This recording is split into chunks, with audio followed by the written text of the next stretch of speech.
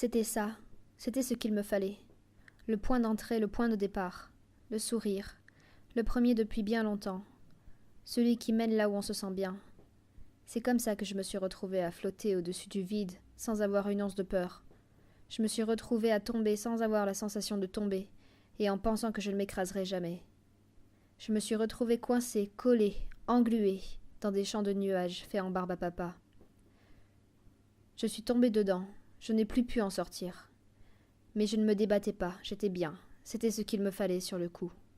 À cet instant précis, un gros nuage de barbe à papa, doux, gluant, collant, étouffant. Un nuage tout blanc dans un ciel tout rose. Alors j'y ai plongé, j'y suis allée, tête baissée, sans écouter, sans m'arrêter. On m'avait prévenu, on m'avait dit « Tu sais, tout ça, je le sens pas.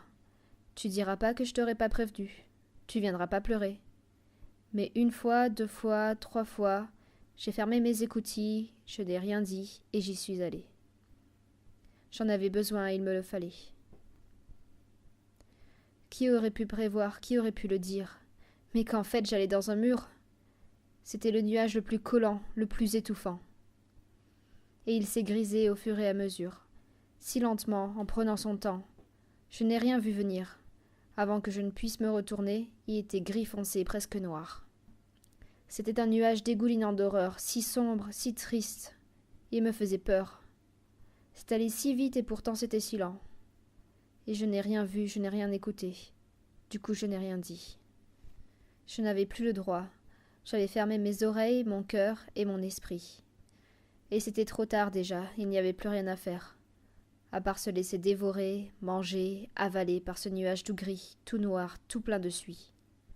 Ce nuage qui suintait la douleur et le mépris. Avaler, recracher et recommencer. Qu'est-ce qu'il restait à la fin?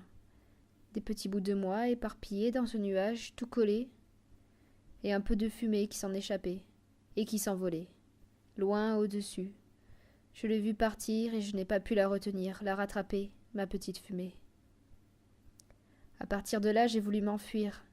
Je me suis débattue, j'ai couru. Mais mes pieds glissaient, s'accrochaient et restaient collés dans cette guimauve fondue, tout ce sucre durci. Je ne voyais pas d'issue et on m'avait déjà prévenu. Alors je ne disais rien, je ne pouvais pas. Je ne suis pas venue pleurer, je n'ai juste pas écouté. Je n'ai pas cherché de l'aide, je l'ai même refusée. Et j'ai commencé à manquer d'air, j'ai commencé à étouffer, le tout en silence. Mon cœur s'est emballé, il cognait et cognait et cognait encore. « Laisse-moi sortir, tu m'étouffes, tu ne vois pas ?» Il voulait s'enfuir lui aussi. Si je ne pouvais plus bouger, coincé entre le sucre noir et brillant et le coton gluant qui coule et fond, alors lui, il voulait sa chance de pouvoir s'échapper. Au moins lui. Mais je ne pouvais pas, je ne pouvais rien faire, il devait rester. Et je continuais à suffoquer.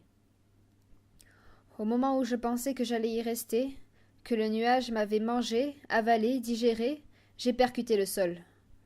Je me suis fracassée, j'étais démembrée, les poignets retournés, les genoux cassés, les chevilles brisées.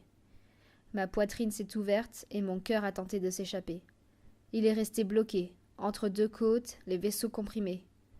Et j'ai attendu là, sans bouger. Mais ce n'était pas fini. Le gros nuage gris s'en est allé. Le ciel rose est revenu. Mais je n'ai pas bougé. Je me suis dit que j'aurais dû écouter, parce que maintenant je ne peux plus venir pleurer. J'ai attendu, attendu et attendu. Que quelqu'un ou quelque chose me remette debout.